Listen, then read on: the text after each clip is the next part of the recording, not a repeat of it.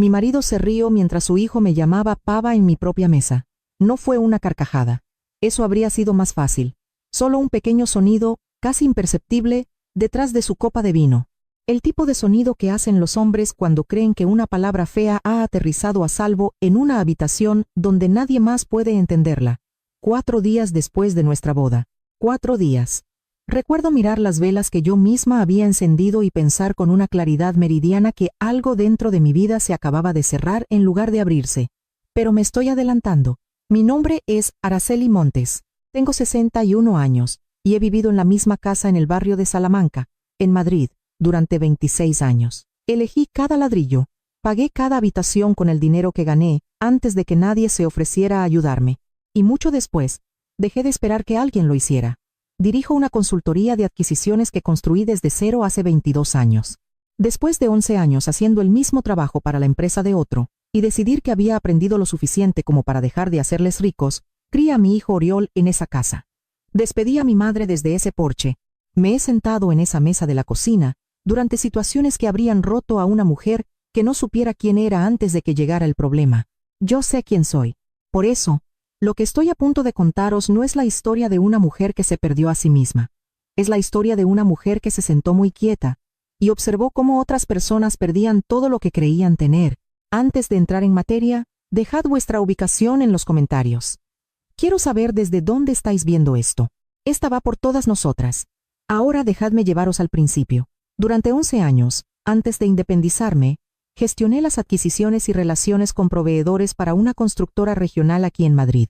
Una parte significativa de la red de contratistas que construí era de habla inglesa. Aprendí inglés como la gente trabajadora aprende la mayoría de las cosas. Por necesidad, por respeto y a lo largo de tantos años, que dejó de parecer algo digno de mención. Era simplemente parte de mi forma de trabajar, parte de mi forma de escuchar. Hacía años que no pensaba mucho en ello. Guardadme ese detalle. 18 meses antes de la boda, conocí a Ricardo Herrero en una cena benéfica a la que casi no asisto. Era sereno, sin prisas. Hacía preguntas y escuchaba las respuestas, lo cual es más raro de lo que debería ser. El noviazgo avanzó al ritmo que yo marqué. Nunca presionó. Lo agradecí. Mi hijo Oriol fue cauto con él desde el principio.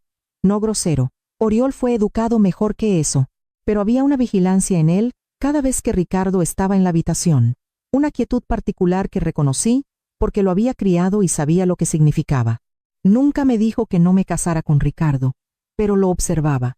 Una vez, unos 2 meses antes de la boda, bajé tarde una noche y encontré a Ricardo solo en mi salón. Sin televisión, sin música, simplemente de pie cerca del pasillo, mirando las fotografías enmarcadas en la pared y luego hacia la parte trasera de la casa, donde se encuentra mi despacho. Cuando me notó, sonrió de inmediato. Demasiado de inmediato. Recuerdo haberle preguntado si estaba bien. Dijo que solo estaba admirando la casa. En ese momento, le creí.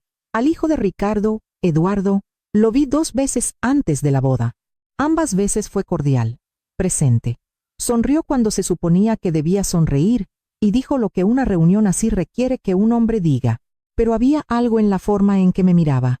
No con calidez, no con frialdad, con cautela. Lo registré, lo archivé, no le di importancia todavía. Me casé con Ricardo Herrero hace 4 semanas. Un sábado. Una boda pequeña. Flores que elegí yo misma. Un vestido color crema cálido. 12 personas sentadas, silenciosa y deliberada. La forma en que he tomado cada decisión importante en mi vida. Creía en ello por completo. Una mujer que ha construido todo lo que tiene desde los cimientos no regala su confianza a la ligera. La entregué deliberadamente.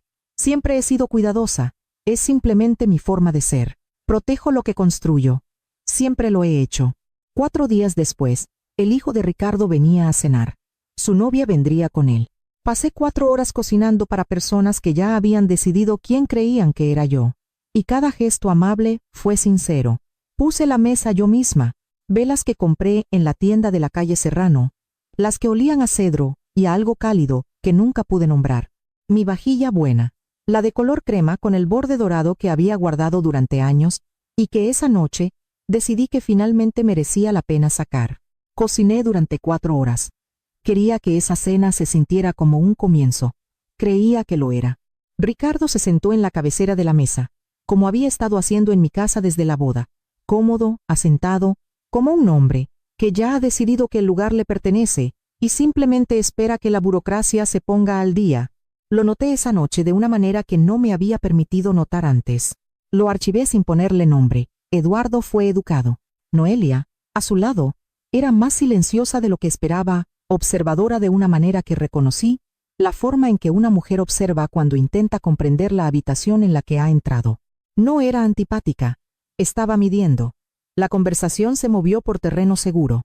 La comida, el barrio, un proyecto que Ricardo mencionó en el trabajo. Eduardo preguntó sobre mi consultoría, de la manera en que la gente pregunta sobre cosas que ya ha decidido que no son interesantes. Las palabras presentes, la atención en otro lugar. Entonces Noelia se inclinó ligeramente hacia Eduardo. Su voz era baja, genuina. Estaba viendo a su padre reírse de algo que yo había dicho, y creo que la risa la hizo pensar en su propia vida, su propia situación, el hombre a su lado, y lo que estaba construyendo con él. Le preguntó en voz baja, en español, simplemente, sin segundas intenciones, ¿por qué su padre había decidido volver a casarse ahora? Era una pregunta real. Pude oír que era real. Eduardo le respondió en inglés, de forma casual, sin inmutarse, con la cadencia de un hombre que habla un idioma que está completamente seguro de que nadie más en la mesa comparte. No bajó la voz. No me miró. ¿Por qué se había vuelto a casar su padre? Because she has money. She's a fool. Porque tiene dinero. Es una tonta. Casi sonrió al decirlo, no con crueldad, lo que habría sido más fácil de absorber con desdén. De la manera en que descartas algo que no requiere tu completo desprecio, porque no requiere tu atención plena. Ricardo se rió, no fuerte. Una exhalación silenciosa, un pequeño sonido que un extraño podría haber confundido con nada. Yo no lo confundí con nada. Mi marido había escuchado exactamente lo que su hijo había dicho en el idioma que compartían, a través de mi mesa iluminada por velas, en mi casa, con mi vajilla buena, y le había parecido divertido, apropiado, quizás acertado. Dejé mi copa. Mi rostro no cambió. Lo sé, porque lo elegí. Tomé la decisión en el medio segundo entre escuchar las palabras y la siguiente respiración que tomé. Miré la vela más cercana a mí, cedro y algo cálido. Las había comprado porque quería que la noche se sintiera como un comienzo. Al otro lado de la mesa, los ojos de Noelia se posaron en mi cara. Algo cambió en los suyos. No culpa, no simpatía. Algo más complicado y más honesto que ambas cosas. Me miró por un instante y luego desvió la mirada. Me disculpé y fui a la cocina. 30 segundos, quizás menos. Me quedé en la encimera con ambas manos planas sobre la superficie y miré la ventana sobre el fregadero. Oscuro afuera, mi propio reflejo devolviéndome la mirada. Sin lágrimas, sin ira, algo más silencioso que ambos. Una decisión. La mañana después de la cena, Ricardo preparó el café como siempre. 2 tazas, la mía con la media cucharadita de azúcar que había aprendido que prefería, dejada en la encimera sin ceremonia. Tarareó algo en voz baja, mientras enjuagaba la cafetera. Se movía por mi cocina como un hombre sin ningún sitio al que ir y nada en su conciencia. Lo observé desde la puerta durante 3 segundos antes de entrar y decir, «Buenos días». Esa fue la actuación. «Buenos días. Gracias por el café». Una mano brevemente en su brazo al pasar. Nada excesivo, nada frío, lo suficiente para ser irreprochable. Había decidido en la cocina la noche anterior que lo irreprochable era lo único que estaba dispuesta a hacer hasta que estuviera lista para hacer otra cosa. Cociné ese día. Respondí cuando habló. Sonreí en los momentos adecuados, no lo suficientemente cálida como para invitar a la conversación, no lo suficientemente fría como para señalar que algo había cambiado. Había pasado 22 años gestionando relaciones con personas que necesitaban creer que las negociaciones iban viento en popa. Esto no era diferente en su mecánica, solo en lo que me costaba.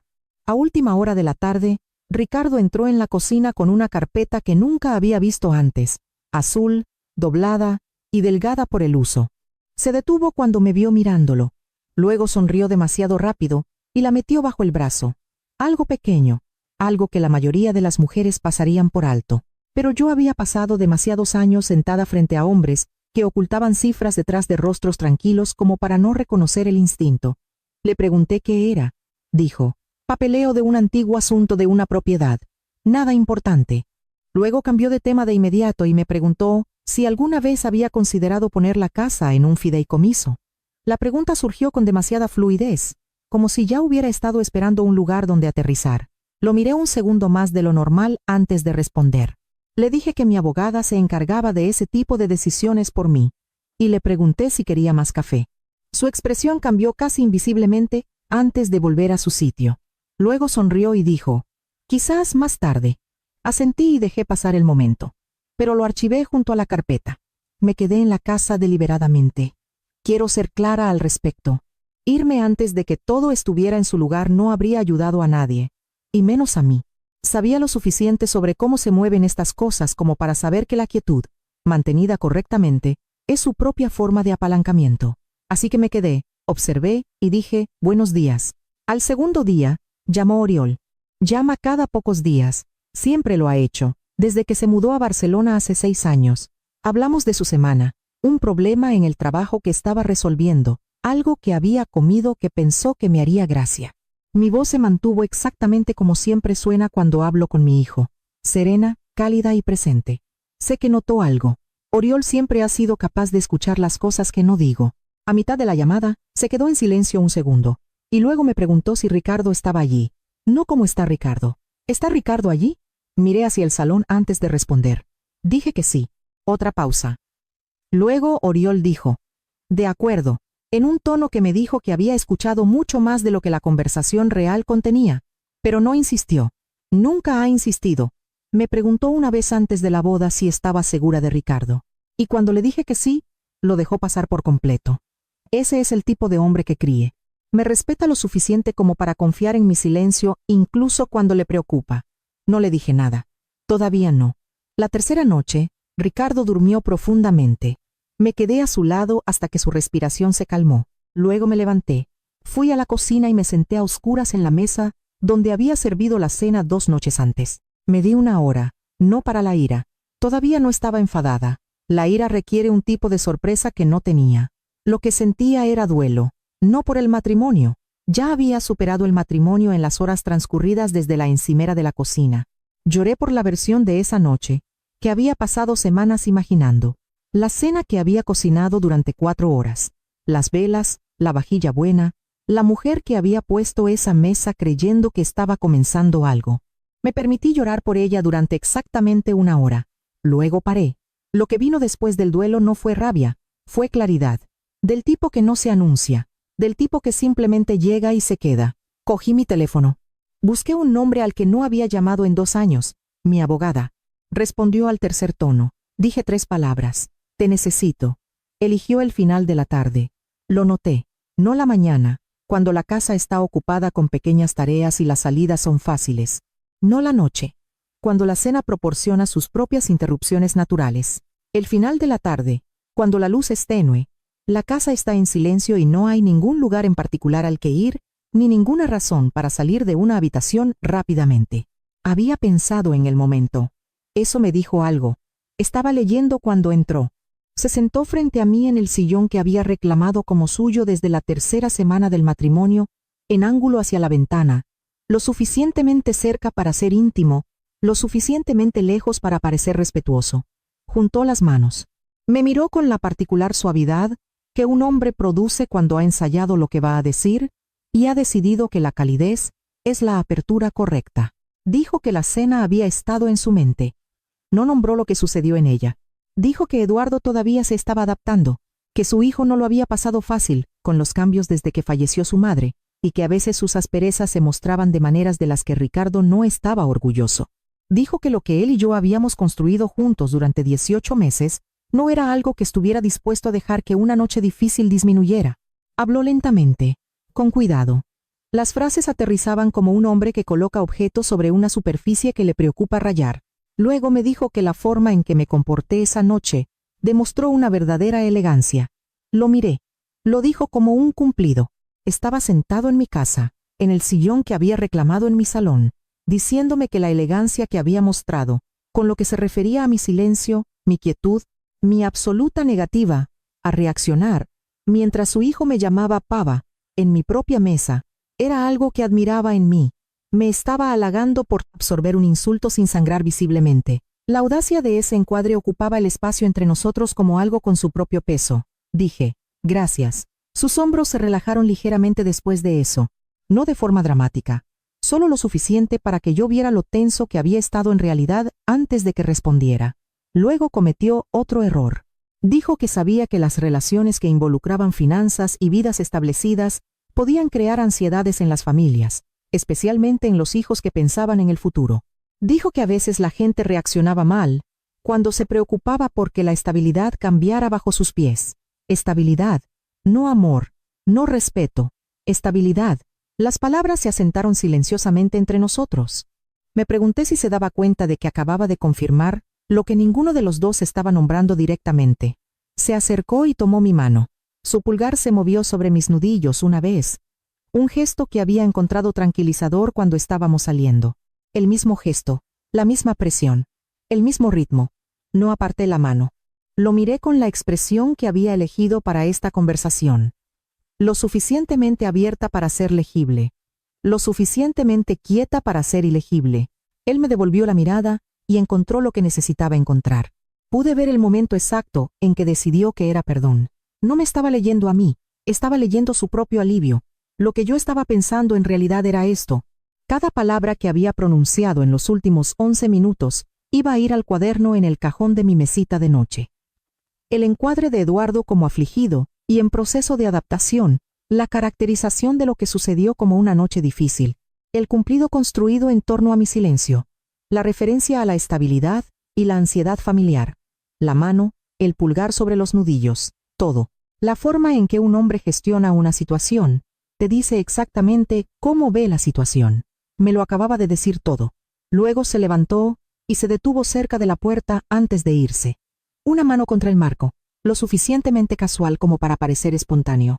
Dijo: quizás nosotros dos deberíamos sentarnos pronto y hablar de la planificación a largo plazo como es debido, ahora que la boda ha pasado. Cuentas, propiedades, simplificar las cosas el uno para el otro. Ahí estaba de nuevo. No romance, estructura. Sonreí débilmente y le dije que teníamos mucho tiempo. Esa respuesta le agradó más de lo que debería. Salió de la habitación como un hombre que sale de una habitación cuando cree que ha manejado algo. Hombros relajados. Paso fácil. Lo vi irse. Luego fui al dormitorio. Abrí el cajón de mi mesita de noche y saqué el cuaderno. Escribí una línea. No os voy a decir lo que decía. Todavía no. Vino sola, sin Eduardo, sin previo aviso. Un martes por la tarde con el tipo de cielo pálido de Madrid, que no puede decidirse entre las nubes y el sol. Abrí la puerta y ella estaba allí, con una blusa color crema, las manos entrelazadas frente a ella y una expresión cuidadosamente arreglada para parecer preocupada. Por un breve segundo pareció más joven de lo que recordaba, no más suave, simplemente insegura. Luego la expresión volvió a su sitio. Dijo que necesitaba venir, que había estado dándole vueltas a algo y no podía seguir así. Di un paso atrás y la dejé entrar. Preparé té de la manera en que preparo té cuando no estoy revelando nada. Lentamente, de espaldas a la habitación, dejando que el silencio se asentara sin llenarlo. Se sentó a la mesa de la cocina y esperó. Traje las 2 tazas, me senté frente a ella y la miré como miro un contrato que aún no he firmado. Habló durante varios minutos. Su voz era cálida y mesurada, la voz de una mujer que había ensayado no sonar ensayada. Dijo que lo que Eduardo dijo en la cena le había sentado mal desde el momento en que lo escuchó. Dijo que casi vino a la mañana siguiente y luego decidió que podría empeorar las cosas. Dijo que no había podido mirarse a sí misma con claridad sin venir aquí primero. Ese detalle me interesó. Las personas que dicen la verdad suelen incluir la parte en la que dudaron. Dijo que no compartía el pensamiento de Eduardo, ni sobre mí, ni sobre el matrimonio, ni sobre nada de eso, y por un momento casi creí que una parte de eso era sincera. No porque fuera una mentirosa particularmente buena, sino porque había algo genuinamente incómodo en la forma en que pronunciaba el nombre de Ricardo. Luego preguntó si Ricardo sabía lo herida que estaba. La pregunta aterrizó en silencio, demasiado en silencio. La miré por encima de mi taza y me di cuenta de algo importante en ese momento. No estaba aquí solo para disculparse. Estaba aquí para medir el daño. Respondí con cuidado. Le dije que Ricardo y yo estábamos manejando las cosas en privado, y lo dejé ahí. Sus ojos se afilaron por medio segundo, antes de suavizarse de nuevo. Esa fue la primera cosa real que me mostró. Se inclinó sobre la mesa y tocó brevemente el dorso de mi mano. Sus ojos estaban fijos cuando lo hizo. Esa fue la segunda cosa. Cuando terminó, no respondí de inmediato. Dejé pasar una respiración. Luego le di un lento asentimiento. No cálido, no frío. El tipo de asentimiento que se sitúa en medio de todas las interpretaciones posibles y se queda allí. El tipo que permite a la otra persona tomar de él lo que sea que viniera preparada para recibir. Ella lo recibió como alivio. La vi recibirlo. Luego cometió un error. Pequeño, rápido, del tipo que la gente comete cuando su mente se adelanta a su cautela. Mencionó la propiedad del lado este. Solo brevemente, apenas una frase, algo sobre que Eduardo siempre hablaba de planes de desarrollo allí y lo estresantes que se habían vuelto las cosas últimamente. Lo dijo a la ligera, como alguien que hace referencia a información que todo el mundo ya conoce. Luego dejó de hablar. Demasiado tarde, porque Ricardo nunca me había mencionado estrés financiero. Ni una vez. Mantuve mi rostro impasible y cogí mi té. Algo cambió en ella entonces. No pánico, cálculo corrigiéndose a sí mismo. Había entrado en esta cocina creyendo que entendía el panorama mejor de lo que realmente lo hacía.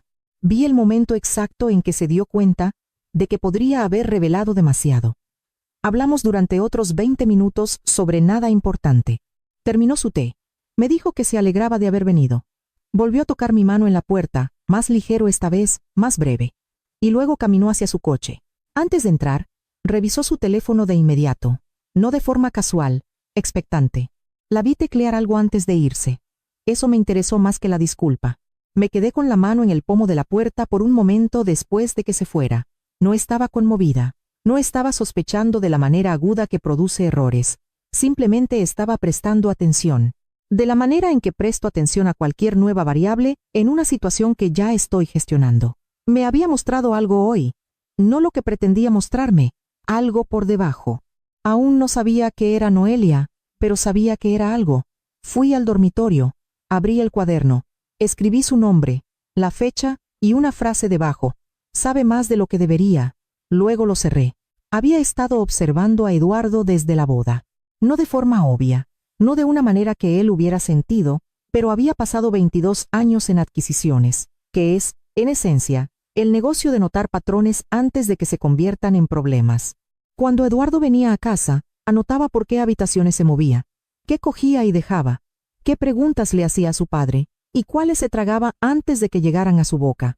Había estado recopilando datos sin etiquetarlos, de la manera en que siempre recopilo datos en las primeras etapas de algo que aún no entiendo completamente. 3 días después de la visita de Noelia, vino un miércoles por la tarde. Lo oí entrar. Estaba en el pasillo cuando Ricardo lo condujo hacia la habitación del fondo, el pequeño salón junto a la cocina que Ricardo había comenzado a usar como su propio espacio, de una manera que también había notado y aún no había abordado. La puerta no se cerró del todo. No creo que ninguno de los dos se diera cuenta. Me quedé en el pasillo y escuché. La voz de Eduardo era baja y tensa, de la manera en que se pone una voz cuando las palabras que contiene han sido ensayadas demasiadas veces y están empezando a perder la paciencia. Estaba preguntando por una propiedad, la propiedad de los Herrero. La llamó, la parcela comercial en el lado este de Madrid. Quería saber sobre los plazos, cuándo se formalizarían las cosas, cuándo podría esperar movimiento. La respuesta de Ricardo fue suave, medida. Dijo que estas cosas llevaban tiempo. Dijo que nada había cambiado. Dijo que Eduardo necesitaba confiar en él como siempre había confiado. Eduardo dijo que necesitaba más que eso. Hubo una pausa. Luego, uno de ellos se dio cuenta del silencio del pasillo y la conversación cambió a algo más ligero e intrascendente. La forma en que lo hacen las conversaciones cuando una habitación de repente recuerda que podría no estar vacía. Me moví de vuelta a la cocina antes de que apareciera ninguno de los dos. Me quedé en la encimera y dejé que la imagen se compusiera. La parcela comercial del lado este, una propiedad que Ricardo me había mencionado una vez durante el noviazgo, brevemente, de pasada, como un activo que había mantenido durante años. La describió como totalmente suya, sin cargas, usó esa palabra. La había archivado sin examinarla, porque en ese momento no tenía ninguna razón para examinarla. Tenía todas las razones. Ahora, Eduardo había estado contando con esa parcela, no de una manera hipotética y distante, sino de la manera específica e impaciente de un hombre que ya ha gastado dinero que aún no ha recibido. El nuevo matrimonio no lo había enfadado porque no le gustara yo. Lo había asustado porque un matrimonio cambia la arquitectura legal alrededor de un activo. Una esposa no es una extraña. Una esposa tiene una posición que la expectativa de un hijo no anula automáticamente. Se había sentado en mi mesa y me había llamado pava porque necesitaba que lo fuera. Me necesitaba ignorante, despreocupada y fuera de escena antes de que entendiera en qué me había metido. Ese era el miedo debajo del desprecio. Podía verlo claramente ahora. No me hizo sentir compasión.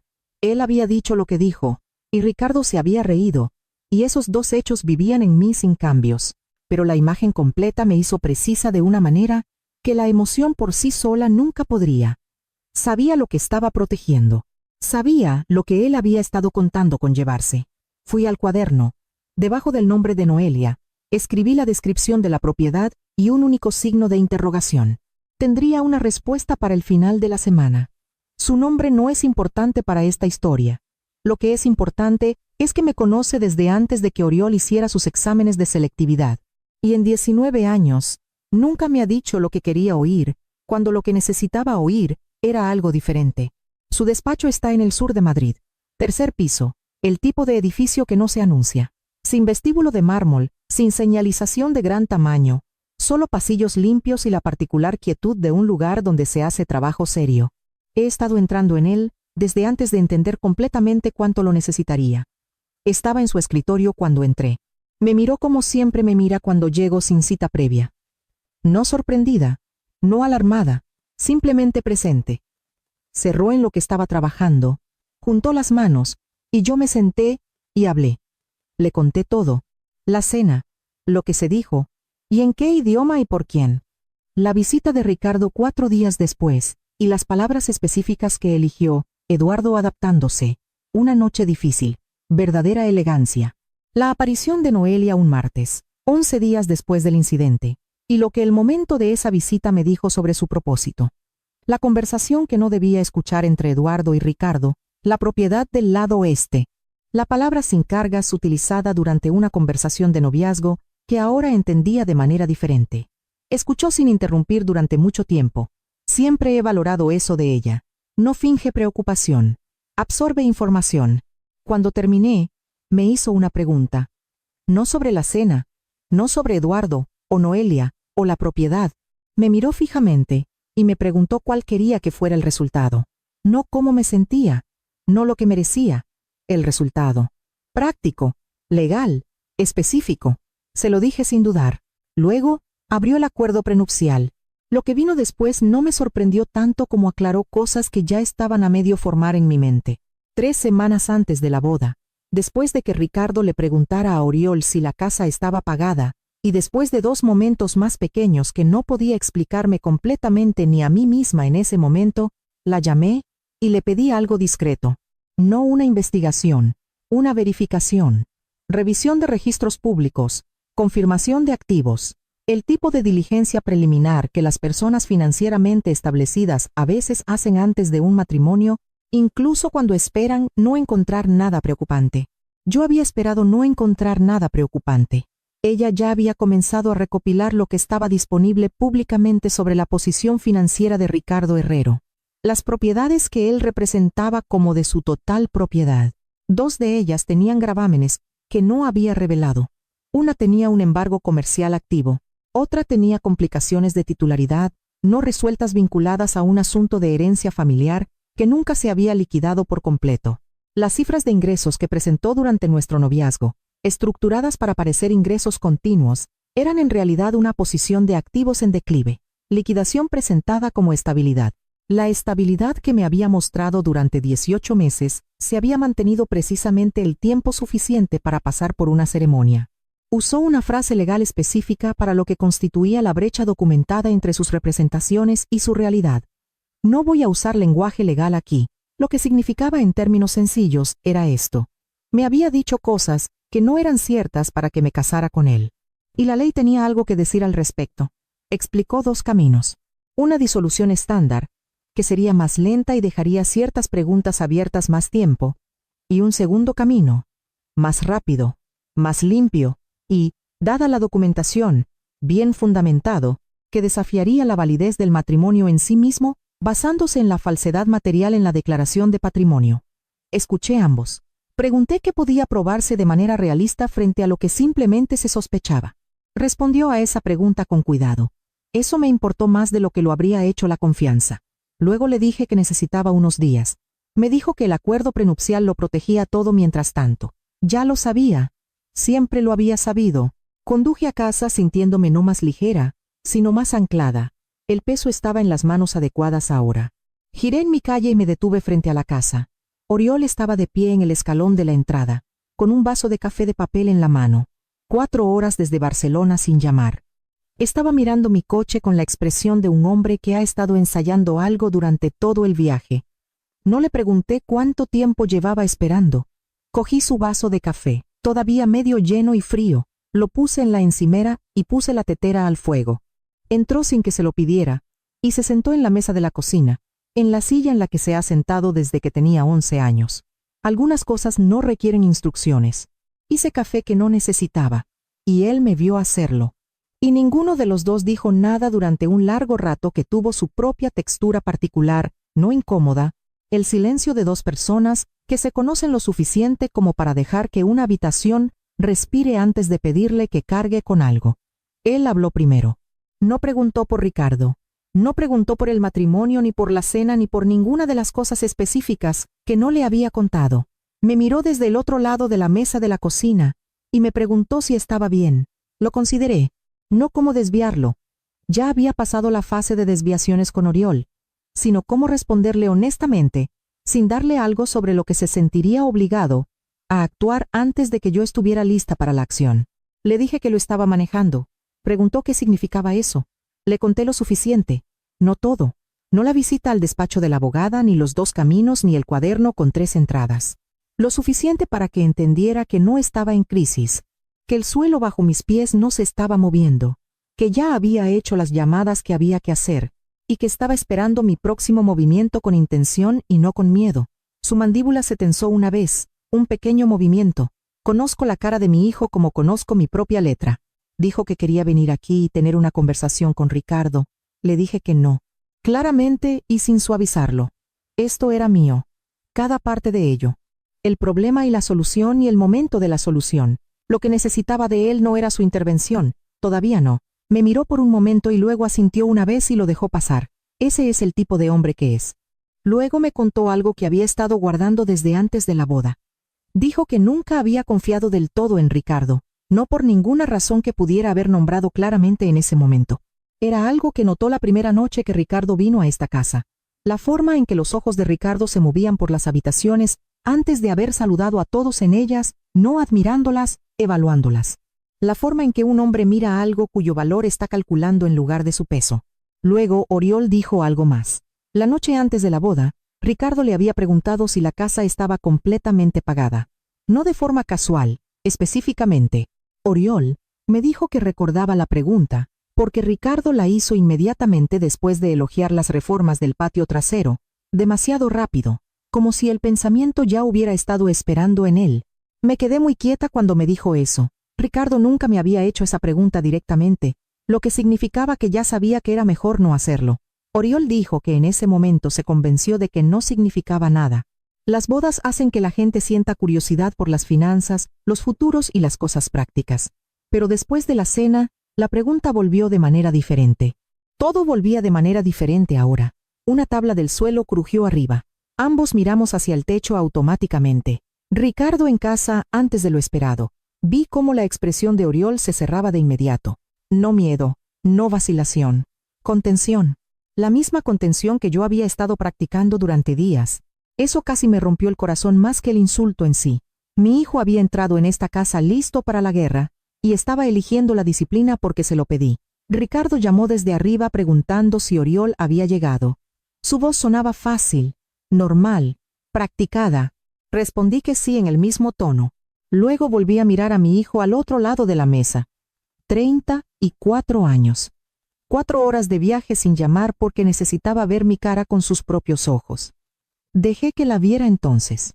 No la versión controlada que le había estado mostrando a Ricardo durante 2 semanas, sino la real, la que estaba cansada y clara y completamente segura de lo que venía después. Algo se asentó entre nosotros que no necesitaba ser nombrado. Se quedó a dormir. Por la mañana, lo acompañé a la puerta. Se detuvo con la mano en el marco y se volvió. Lo que sea que necesites de mí, dijo, solo dímelo. Asentí. Ya sabía para qué lo necesitaría, pero todavía no. 3 días después de que Oriol se fuera, estaba en la cocina cuando Ricardo entró y se sentó. Llevaba sus gafas de leer y una pequeña pila de papeles frente a él. La disposición particular de un hombre que quiere que una conversación parezca espontánea, pero que la ha estado preparando durante más tiempo del que admitirá. Dejó las gafas sobre la mesa y me miró de la manera en que mira cuando quiere algo. Y ha decidido que la calidez es el camino más eficiente para conseguirlo. Dijo que había estado pensando en algo y quería hablarlo conmigo. Me senté. Junté las manos sobre la mesa. Le presté toda mi atención. La misma calidad de atención que presto a cualquier situación que necesito entender completamente antes de responder. Habló de la asociación, de 2 personas construyendo una vida juntas, en lugar de llevar 2 vidas separadas en vías paralelas. Dijo que había estado pensando en cómo se hacían las cosas en los primeros años de un matrimonio, cómo se construían las bases más sólidas cuando la gente dejaba de pensar en términos de mío y tuyo, y empezaba a pensar en términos de nuestro. Fue cálido al respecto, sin prisas. El encuadre era bueno. Podría haber funcionado en una mujer que no hubiera pasado ya 3 semanas construyendo un tipo de estructura completamente diferente. Luego, nombró las cuentas. Las repasó de la manera en que un hombre repasa una lista que ha memorizado, casualmente, como si los nombres específicos fueran incidentales. Una cuenta corriente, 2 cuentas de inversión, un vehículo de ahorro vinculado a una propiedad que yo había establecido hace 11 años, y al que contribuía cada trimestre desde entonces. Luego mencionó la simplificación del patrimonio. No directamente al principio. Dijo que los matrimonios se complicaban innecesariamente cuando la gente mantenía demasiadas cosas por separado, que había visto familias destrozadas después de muertes porque los activos no se habían optimizado adecuadamente. Mencionó las protecciones de supervivencia, la facilidad, la planificación compartida, el lenguaje de un hombre que intenta hacer que la adquisición suene responsable. Cada cuenta que nombró estaba cubierta por el acuerdo prenupcial, todas y cada una. Lo miré mientras hablaba y analicé la situación cuidadosamente. O no había leído el acuerdo prenupcial con suficiente atención, lo que significaba que había firmado un documento que regía su matrimonio sin entenderlo, lo que me decía una cosa sobre él, o lo había leído, lo había entendido, y estaba probando si yo sabía lo que cubría, lo que me decía algo completamente diferente. Ambas posibilidades llegaban al mismo lugar. Un hombre que había entrado en este matrimonio con un destino específico en mente y que ahora intentaba alcanzarlo a través del lenguaje del amor, la asociación y la protección mutua. Luego dijo algo más, pequeño, casual. Preguntó si alguna vez había considerado consolidar la propiedad de Madrid bajo una estructura de titularidad conjunta con derecho de acrecer por simplicidad. La casa, mi casa. Lo dijo con la suficiente suavidad como para que otra mujer pudiera haberlo confundido con planificación futura. Yo no, porque las personas que protegen el amor no se mueven con tanto cuidado en torno al lenguaje de la propiedad. Las personas que protegen una estrategia sí. Terminó. Me miró. Estaba esperando que la puerta se abriera. Le dije que valía la pena pensarlo detenidamente, que quería asegurarme de que lo abordáramos correctamente, de la manera correcta, adecuadamente, sin apresurar algo que merecía hacerse bien. Dije que apreciaba que me lo hubiera planteado directamente. Sus hombros se relajaron ligeramente después de eso. Alivio. No alivio emocional. Alivio de procedimiento. Asintió. Se puso las gafas de nuevo. Recogió sus papeles. La conversación había ido como él necesitaba que fuera. Y la archivó en consecuencia. No debería haberla archivado de esa manera. Ayudé con la cena. Me senté frente a Im en la mesa que había puesto hacía 4 semanas para una cena familiar en la que había creído por completo. Le pasé lo que necesitaba cuando lo necesitaba. Fui agradable, presente y completamente en otro lugar. Después de cenar, le dije que necesitaba tomar el aire. Conduje a 2 calles de la casa y aparqué bajo una farola que parpadeaba cada pocos segundos sin apagarse del todo. Me senté en la oscuridad con ambas manos en el volante y dejé que el silencio se asentara a mi alrededor. No duelo esta vez. Certeza, porque los hombres no ensayan accidentalmente conversaciones sobre estructuras de supervivencia y cuentas protegidas. Finalmente, había dejado de dar rodeos en torno a lo que había venido a buscar. Cogí mi teléfono y llamé a mi abogada. Respondió al segundo tono. Dije una frase. Estamos listos. La mañana del miércoles llegó en silencio. La luz a través de las ventanas de la cocina, como llega en octubre en Madrid, pálida y uniforme, sin drama. El café ya hecho. La casa moviéndose a su ritmo ordinario. Ricardo en la encimera con su taza. Eduardo había llegado temprano. Algo sobre unos papeles que su padre le había apartado. Estaban en la habitación del fondo cuando bajé. Llevaba despierta desde las 4, no por ansiedad. Había dormido limpiamente por primera vez en 2 semanas, y me había despertado a las 4 con la particular alerta de una persona cuyo cuerpo sabe que hoy es el día en que algo se mueve. Me quedé tumbada un rato. Luego me levanté y me vestí con cuidado. No de manera diferente a la habitual, no mejor, simplemente con cuidado. Y bajé, hice el café, y esperé a que la casa se organizara de la manera que necesitaba. Fui a mi bolso, y saqué 3 documentos. El primero era mi copia del acuerdo prenupcial, con 4 secciones marcadas con los precisos marcadores de colores que usa mi abogada. El tipo de marcado que le dice a una persona de inmediato que alguien que entiende el documento lo ha revisado con intención. El segundo era una sola página que mi abogada había preparado.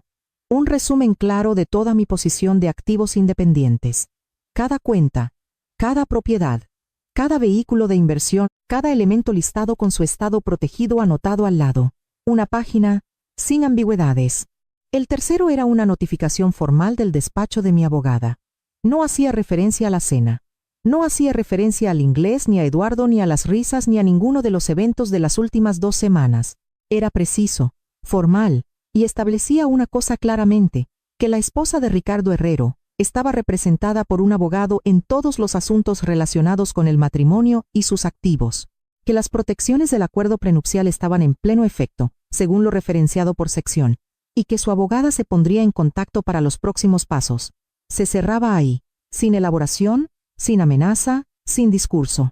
La notificación no le daba nada a lo que oponerse procesalmente. Ese era el punto. Llevé los 3 a la mesa del comedor. Los dejé en el centro, no abiertos en abanico, no apilados descuidadamente, sino colocados como se coloca algo en lo que se ha pensado. Alicé el borde del documento superior una vez. Luego fui al jardín. Había preparado té antes de bajar. Una segunda taza que había estado guardando. La saqué y me senté en la silla que da a la parte trasera de la casa. Puse la taza en la pequeña mesa a mi lado y miré el jardín, como lo miro en cualquier mañana ordinaria. El aire era fresco, el tipo de mañana madrileña que aún no ha decidido si pertenece al verano o a otra cosa. Me senté. Tardó 11 minutos. Lo sé porque no estaba mirando la hora. Y luego miré mi reloj, y habían pasado 11 minutos, y en ese mismo momento la calidad del sonido dentro de la casa cambió. Primero se hizo un silencio absoluto, el silencio particular de una habitación en la que alguien acaba de entender algo. Luego la voz de Eduardo, una palabra aguda que no repetiré aquí. Luego Ricardo, más bajo, controlado. La voz de un hombre que intenta gestionar una situación que acaba de darse cuenta de que no tiene las herramientas para gestionar. Luego nada. Levanté mi té, todavía estaba caliente. Lo bebí, miré el jardín y no entré. No vino a mí de inmediato. Me quedé en el jardín otros 40 minutos después de que la casa se quedara en silencio. El tiempo suficiente para que la mañana llegara por completo. El tiempo suficiente para que Ricardo leyera lo que había en esa mesa, lo dejara, lo volviera a coger y entendiera que lo que sostenía no era la apertura de una negociación. Era el cierre de una. Oí a Eduardo antes de ver nada. Su voz a través de la ventana trasera, aguda, comprimida, el sonido de un hombre que necesita que algo suceda y no puede hacer que suceda. Oí la voz de Ricardo por debajo de la suya, baja y firme, cortando cualquier cosa que Eduardo estuviera construyendo. No pude distinguir las palabras. No lo necesitaba. La forma del intercambio era lo suficientemente clara. Un hijo queriendo moverse, un padre deteniéndolo. No por protegerme a mí, sino por cálculo para sí mismo. Eduardo montando una escena en mi casa, un miércoles por la mañana, era material que Ricardo no podía permitirse generar. Luego, algo golpeó la encimera de la cocina con la suficiente fuerza como para que lo oyera a través del cristal. El silencio siguió inmediatamente después. Eso me interesó, porque el silencio que llega tan rápido generalmente significa que alguien se dio cuenta de que perdió el control por un segundo de más. Ricardo vino al jardín 20 minutos después. Se sentó frente a mí en la otra silla, la que había estado allí desde antes de que él llegara a mi vida y estaría allí después. Esta vez no trajo calidez, no trajo halagos, trajo cautela. La cautela específica de un hombre que intenta leer una situación para la que ya no tiene un mapa claro. Me preguntó qué quería, no a la defensiva, no agresivamente, estratégicamente. Lo enmarcó con suavidad. Dos personas que habían construido algo juntas, dos personas que se debían una conversación antes de que las cosas se movieran en una dirección que ninguno de los dos quería. Su voz era mesurada. Sus manos estaban quietas. Dejé que hablara hasta el final, luego le dije que apreciaba que hubiera venido a hablar. Le pregunté si le gustaría un poco de té. Me miró por un momento. Algo se movió detrás de sus ojos. No ira, no alivio, recalibración. Estaba tratando de encontrar el límite de lo que yo sabía, y no le estaba dando ninguno. Dijo que no quería té. Luego intentó otra cosa. Dijo que los abogados complicaban situaciones que a veces aún podían resolverse en privado si la gente recordaba que se preocupaban el uno por el otro primero. Ahí estaba. Aún no era una solicitud directa, pero se acercaba. No dije nada. Se quedó 4 minutos más y se fue sin nada. Ni tranquilidad, ni munición, nada. Volvió a entrar, y en 2 minutos, oí su voz a través de la ventana de la cocina. Baja, continua. El registro particular de un hombre en una llamada telefónica que no quiere que se escuche. No me moví de mi silla. Mi abogada me había dicho hace 3 días que esta llamada llegaría. Ya se había preparado para lo que produciría. Esa noche, mi teléfono mostró un mensaje de Noelia, cálido en su apertura, cuidadoso en su construcción. Había oído algo, no necesitaba imaginar de quién, y estaba desempeñando el papel de una mujer preocupada que pensaba en mí. Lo leí 2 veces. Puse el teléfono boca abajo sobre la mesa. Ricardo me encontró en el pasillo antes de ir a la cama. Esta vez abandonó por completo el encuadre suave. Dijo que sentía que ambos habían estado guardando cosas, que se debían a lo que habían construido sentarse juntos, sin abogados, sin documentos, y hablar como 2 adultos que se preocupan el uno por el otro. Deberían poder hablar. Ahí estaba ahora, directo. Me estaba pidiendo que me saliera del proceso legal. Lo miré en el pasillo de mi casa y comprendí que un hombre que se había creído el arquitecto de esta situación acababa de mostrarme las dimensiones completas de su pánico. Esa solicitud no era un gesto de buena fe. Era el último movimiento de alguien que se había quedado sin mejores opciones.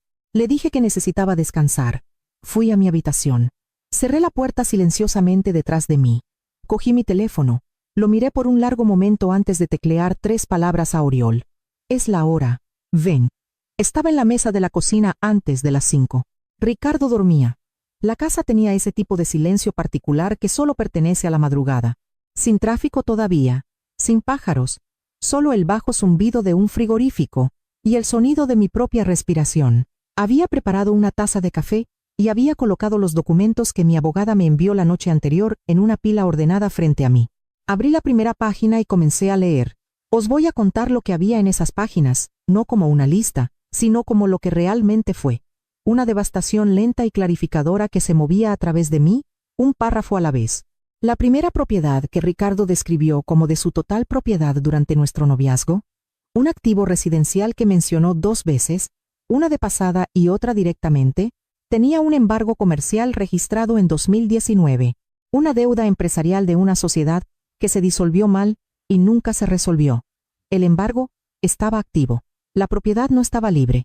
Había usado la palabra sin carga sobre sus activos en una conversación que ahora podía fechar 13 meses antes de nuestra boda. La segunda propiedad tenía una complicación de titularidad que no había revelado. Un acuerdo de copropiedad con un hermano, una división de herencia de años atrás que nunca se había finalizado legalmente. La titularidad no estaba clara. No había estado clara cuando me la describió como un activo. Los ingresos que presentó a lo largo de 18 meses de noviazgo, constantes, sustanciales, del tipo que pertenece a un hombre que ha construido algo duradero, estaban estructurados para parecer así. Lo que en realidad reflejaba era una venta de activos en declive, ingresos de algo que se estaba liquidando, presentados como el rendimiento de algo próspero.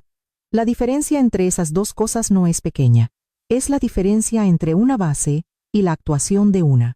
Pasé cada página lentamente. Pensé en una cena que tuvimos en abril del año pasado, un restaurante que él eligió en la zona sur, buena comida, luz de velas, Y Ricardo hablando de la próxima década, de lo que quería construir, de dónde quería estar, del tipo de futuro que requería, una compañera que entendiera cómo era la estabilidad. Yo había escuchado y sentido que algo se asentaba en mí. Pensé en una mañana en que me preparó el desayuno en mi propia cocina y me dijo que no tenía nada de qué preocuparme por el resto de mi vida. Dejé que cada recuerdo se moviera a través de la nueva información, como se pasa un hilo a través de una tela y se ve cómo cambia su forma. El noviazgo no desapareció, se clarificó. Cada noche cálida, cada conversación serena y cada gesto sin prisas, ahora tenía su función visible por debajo. Había necesitado mis activos para mantener una posición que se había estado desmoronando silenciosamente durante años. No una compañera, una solución, no un capítulo, una salida de un problema que nunca me había mostrado. Me senté con eso durante un tiempo medido, luego me levanté e hice una segunda taza de café. No estaba destrozada, no estaba temblando, estaba lúcida. La claridad específica que llega solo cuando la última pieza de un rompecabezas encaja y todo se vuelve visible a la vez. No había sido una tonta, había sido un objetivo. Esas son cosas completamente diferentes. Y sabía con total certeza cuál de las dos era yo. Cogí mi teléfono y llamé a mi abogada. Cuando respondió, le dije que había tomado mi decisión. Nombré la opción, el camino más rápido, el más limpio. Me dijo lo que requería el siguiente paso. Le dije que procediera. Mi abogada envió el historial de la propiedad un jueves por la mañana. Lo leí en mi escritorio, en el pequeño despacho. La habitación que había usado durante 22 años para dirigir mi negocio, la habitación a la que Ricardo nunca había pedido entrar, lo que ahora entendía que era indiferencia o instinto. La parcela comercial en el lado este de Madrid. La propiedad por la que Eduardo le había preguntado a su padre en esa habitación del fondo, con una voz lo suficientemente tensa como para decirme todo sobre cuánto tiempo había estado contando con ella. Leí el historial de la propiedad 2 veces. La parcela que Ricardo había descrito como totalmente suya, sin cargas, limpia, un activo que había mantenido durante años con la tranquila confianza de un hombre que sabía lo que poseía, llevaba el mismo embargo comercial de 2019 que había encontrado en su registro financiero personal, registrado directamente contra la propiedad, activo y sin resolver. Una deuda que había estado en esa titularidad durante 5 años, mientras Ricardo hablaba de sus activos de la manera en que un hombre habla de las cosas que tiene todo el derecho de ofrecer. Debajo del embargo, había una reclamación de copropiedad latente, un hermano que Ricardo nunca me había mencionado, ni una sola vez en 18 meses de noviazgo y conversación, surgida de una división de herencia que nunca se había completado legalmente. La titularidad no estaba clara, no había estado clara cuando Eduardo comenzó a construir sus expectativas en torno a ella, y no había estado clara cuando Ricardo le permitió construirlas. Luego llegué a los anexos finales. Mi abogada incluyó una notificación pendiente de los abogados del acreedor, reciente, de 3 semanas, lenguaje de requerimiento formal sobre el impago y posible acción de ejecución si la deuda seguía sin resolverse. Y debajo de eso, algo más nuevo, una denegación de refinanciación. El prestamista había declinado las negociaciones de extensión menos de 2 semanas antes de mi boda. La propiedad ya no cumplía las condiciones requeridas para reestructurar la exposición a la deuda. Una fecha límite de pago final estaba resaltada en la correspondencia como algo que contaba silenciosamente hacia atrás en segundo plano. Mientras Ricardo estaba a mi lado, discutiendo los arreglos florales y los planes de luna de miel, leí esa página más lentamente que las demás. Ricardo se había casado conmigo mientras esa fecha límite ya se cernía sobre él. No hace años, no antes de conocerme, mientras elegíamos flores, discutíamos las listas de invitados y estábamos en mi cocina, hablando del futuro en voces suaves con un café. Dejé los papeles con cuidado. Pensé en Eduardo en esa mesa, la confianza casual de un hombre hablando en un idioma que estaba seguro de que no compartía. She's a fool. Lo había creído por completo. No porque fuera cruel por naturaleza, aunque la crueldad lo había encontrado con bastante facilidad, sino porque le habían vendido un futuro que requería que yo permaneciera ignorante el tiempo suficiente para que las matemáticas de todos los demás siguieran funcionando. Había dirigido cada onza de su miedo a la persona equivocada. Yo no había creado su situación. Había llegado en el preciso momento en que ya se estaba derrumbando bajo el peso de lo que su padre le había ocultado. Mi presencia no había arruinado su herencia. Había interrumpido una actuación antes de que el acto final pudiera cerrarse a mi alrededor. Esa comprensión asentó algo en mí. No simpatía, nunca eso. Se había sentado en mi mesa y me había llamado pava mientras su padre se reía a su lado. Esos hechos permanecían exactamente donde pertenecían. Pero ahora entendía la arquitectura de todo el asunto. ¿Quién lo construyó? ¿Quién se benefició de ello? ¿Quién había sido manipulado por ello? ¿Y quién pensaba que eran los únicos capaces de tener una estrategia? Oí un coche fuera a última hora de la tarde. Ricardo se movió hacia la puerta principal tan rápido que lo noté de inmediato. Me adentré en el pasillo y miré por la ventana lateral. Eduardo estaba en el porche, con papeles en una mano. Ricardo mantenía la voz baja, una mano ligeramente levantada, calmando, conteniendo. Eduardo dijo algo lo suficientemente agudo como para que Ricardo mirara hacia la calle antes de responderle. Luego Eduardo levantó los papeles entre ellos. Incluso desde el pasillo, reconocí el formato. Correspondencia legal. Su rostro cambió mientras Ricardo hablaba. No ira esta vez. Algo peor. La expresión de un hombre que se da cuenta de que el futuro que había estado defendiendo nunca existió en la forma en que se lo prometieron. Ricardo intentó cogerle del brazo. Eduardo retrocedió. Ese fue el momento en que entendí algo importante. La primera grieta real entre ellos no tenía nada que ver conmigo. Era el dinero. Me alejé de la ventana antes de que ninguno de los dos pudiera mirar hacia la casa. No había ido allí por satisfacción. Había ido porque necesitaba ver la verdad moverse sin mis manos sobre ella. Mi teléfono se iluminó en el escritorio detrás de mí. Oriol, en la carretera. A 2 horas. Llegó a primera hora de la noche. Oí su coche en la entrada y no fui a la puerta de inmediato. Terminé lo que estaba haciendo en mi escritorio. Un único correo electrónico a mi abogada confirmando un documento que necesitaba. Luego fui a la cocina y puse la tetera. Cuando llamó, ya estaba lista. Entró y me miró como me había mirado desde el escalón de la entrada hace 8 días. Comprobando, midiendo, asegurándose. Dejé que me mirara. Puse una taza frente a él. Me senté al otro lado y le conté todo desde el principio. La cena, lo que se dijo y en qué idioma y por quién. La visita de Ricardo 4 días después y las palabras específicas que eligió. Noelia un martes. La conversación escuchada sobre la propiedad, la oficina de la abogada y lo que mostraban los documentos. La mesa, el jardín, el pasillo. La noche en que Ricardo me pidió que quitara a los abogados. El historial de la propiedad. ¿Dónde estaban las cosas ahora? Hablé durante mucho tiempo. No me interrumpió ni una vez. Cuando terminé, se quedó pensativo un momento. Luego me hizo 2 preguntas. La primera fue si estaba a salvo. Le dije que sí, completamente, y en todos los sentidos que él quería decir. La segunda fue si necesitaba algo de él en ese momento. Le dije que sí, que se sentara donde estaba y me dejara terminar. Casi sonrió. Se recostó. Juntó las manos sobre la mesa y me dejó llevar la iniciativa. Luego le conté lo de Noelia. 3 días después de la entrega de los documentos, el abogado de Ricardo intentó algo procesal, no agresivo, cuidadoso. Una propuesta de pausa, antes de que avanzaran las presentaciones formales, lenguaje de discusión informal, un marco de resolución discreta, suficiente confianza en la redacción, para decirle a mi abogada que creían que yo todavía estaba emocionalmente indecisa y más preocupada por la discreción que por la escalada. Esa confianza le interesó de inmediato, porque no provenía de nada que ella hubiera revelado. Luego, vino la segunda comunicación, más específica esta vez. Hacía referencia a mi supuesto deseo de evitar la vergüenza y preservar la apariencia del matrimonio, si era posible.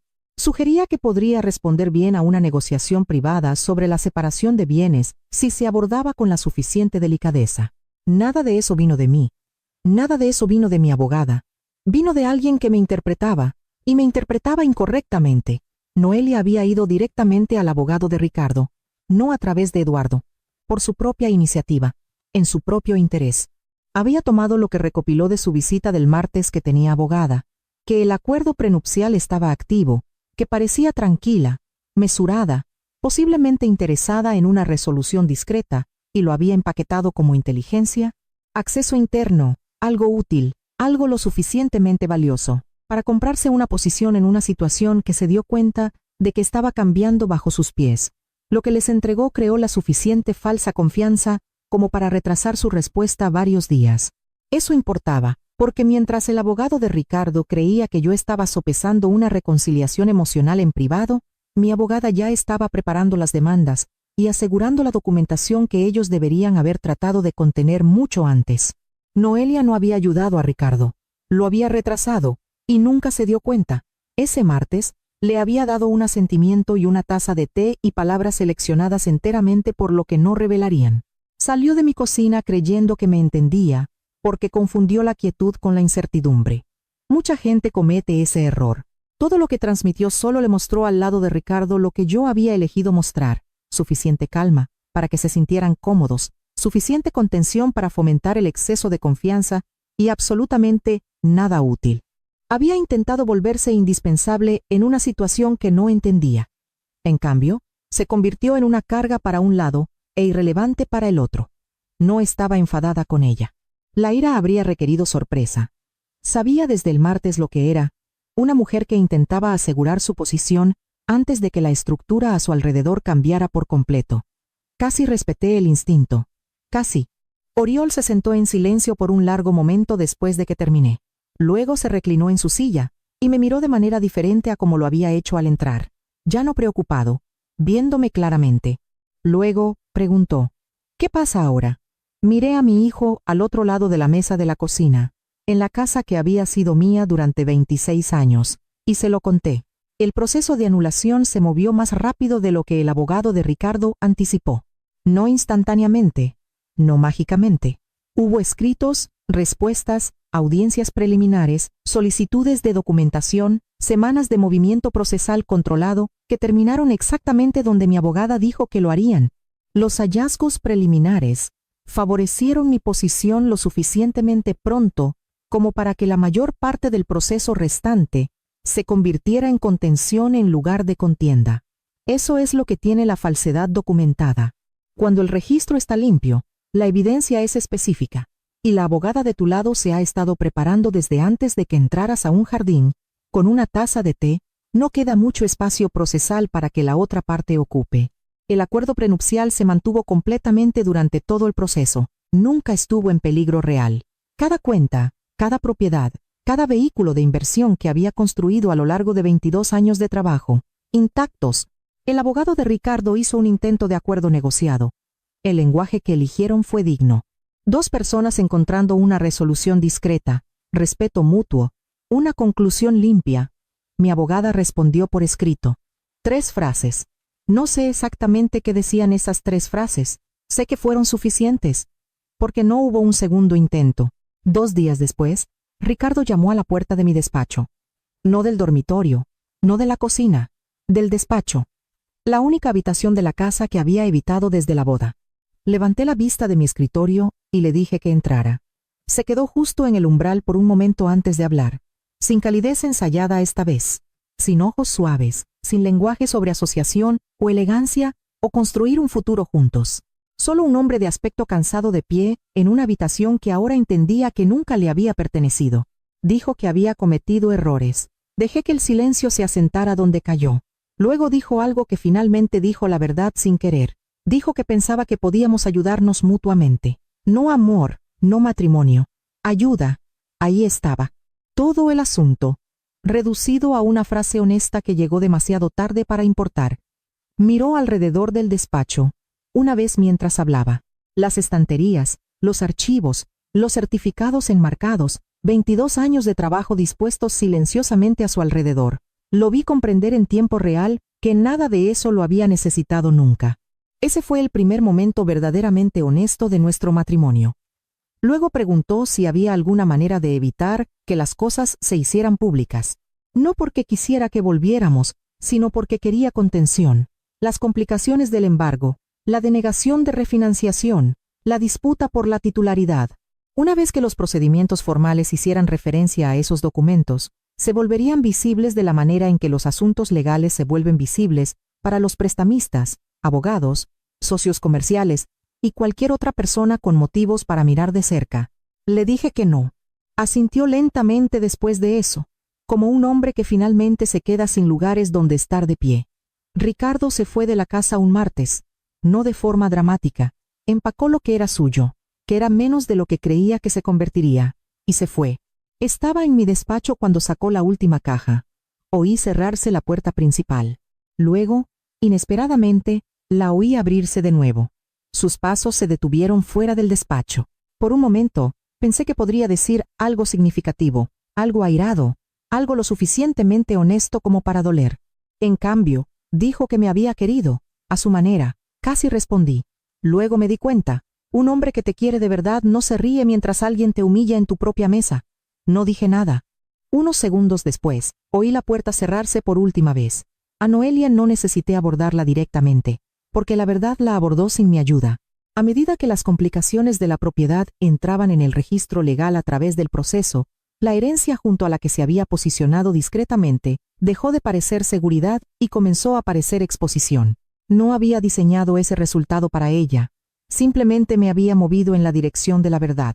La verdad tiene su propio sistema de contabilidad. Oriol se quedó 4 días. La última noche, preparé comida. Nada elaborado. El tipo de comida que pertenece a una cocina que ha sido un hogar durante mucho tiempo. En algún momento, me miró desde el otro lado de la mesa y dijo que ahora lo entendía. No solo lo que pasó, sino quién había sido yo siempre. Una mujer que sabía exactamente cuándo estar quieta y exactamente cuándo moverse.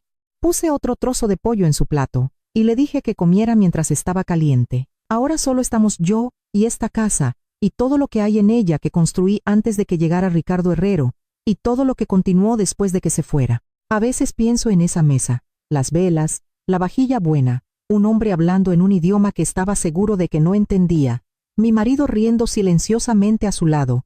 Casi sonrío cuando lo pienso ahora. Yo nunca fui la pava en esa habitación. Fui la única que sabía.